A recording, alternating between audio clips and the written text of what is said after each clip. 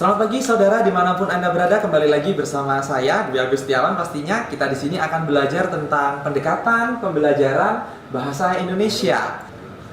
Pembelajaran bahasa Indonesia itu merupakan seperangkat asumsi tentang hakikat bahasa, pengajaran bahasa, dan proses belajar bahasa. Nah, pendekatan ini didasari oleh pemikiran bahwa setiap kegiatan pembelajaran yang harus dipikirkan dan ditetapkan terlebih dahulu, ya. Kemudian di sini dalam jenis-jenis pendekatan itu ada dua, di kelas rendah dan di kelas tinggi. Nah, di kelas rendah bisa menggunakan pendekatan student centered approach. Dan yang kedua, bisa menggunakan teacher-centered approach. Itu baik di kelas rendah. Nah, dan di kelas tinggi, yang pertama menggunakan pendekatan whole language. Yang pertama. Yang kedua menggunakan pendekatan CTL. Yang ketiga menggunakan pendekatan komunikatif. Yang keempat menggunakan pragmatif. Yang kelima menggunakan pendekatan CBSA ataupun pakem. Yang selanjutnya menggunakan pendekatan struktural.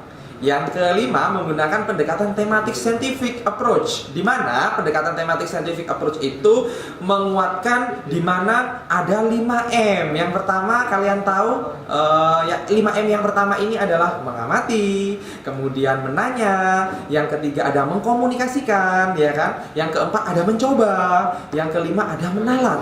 Nah, seperti itu. Kemudian di sini ada pendekatan interaksi sosial, dan yang selanjutnya ada pendekatan nativisme dan pendekatan behavioristik. Nah, selanjutnya di sini kita akan belajar tentang pendekatan bahasa Indonesia SD. Pendekatan pembelajaran bahasa Indonesia SD itu merupakan bagian suatu pengajaran, ialah sebagai pedoman umum untuk langkah-langkah, metode dan teknik pengajaran yang akan digunakan. Sering dikatakan bahwa pendekatan melahirkan sebuah metode. Artinya, di sini metode suatu bidang studi, dalam hal ini bahasa, itu sangat ditentukan oleh pendekatan yang digunakan, bahwa tidak jarang nama metode dan teknik yang digunakan itu diambil dari nama pendekatannya. Nah, seperti itu. Kemudian, di sini pendekatan keterampilan proses dalam pengajaran bahasa Indonesia, di mana siswa itu tidak hanya diberikan apa yang harus dipelajari, tetapi bagaimana caranya mempelajarinya,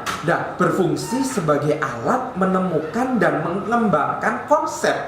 Nah, konsep yang telah dikembangkan berfungsi sebagai penunjang dalam keterampilan proses, dibangun oleh sejumlah keterampilan yang lainnya. Yang pertama, ada cara pandang seseorang dalam menyikapi bahasa sebagai materi pelajaran. Nah, yang pertama itu. Yang kedua, ada isi pelajaran. Yang ketiga, ada teknik dan proses pembelajaran. Yang keempat, di sini ada perencanaan dan pelaksanaan pembelajaran. Oke, selanjutnya di sini aplikasi pendekatan komunikatif dalam pembelajaran bahasa Indonesia di SD. Yang pertama itu ada 5 tahapan. Yang pertama ada mengenali konteks berbicara. Yang kedua, menganalisis teks berbicara. Yang ketiga, di sini menyusun teks berbicara secara bersama-sama. Yang keempat, menyampaikan teks berbicara secara lisan. Dan yang kelima, sahabat, dimanapun Anda berada, di sini adalah mengaitkan teks berbicara dengan keterampilan yang terkait, yang relevan.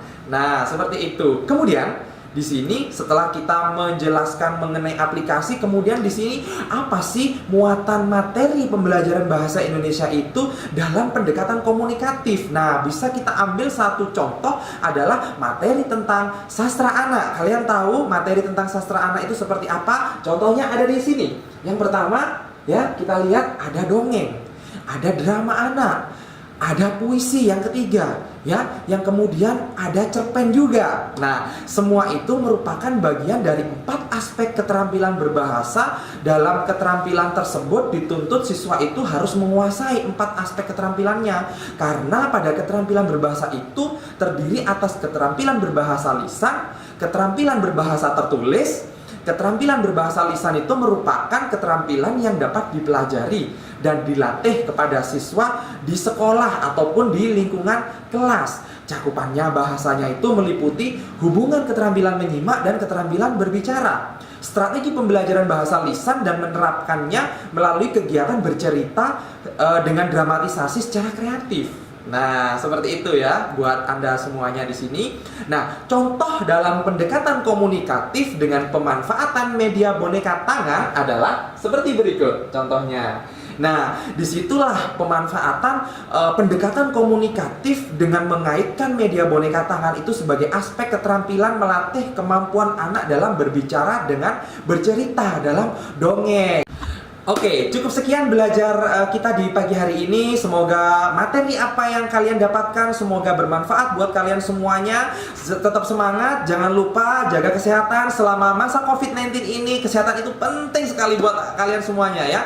Terima kasih dan semoga ilmunya bermanfaat buat Anda semuanya. Sampai bertemu kembali. Thank you.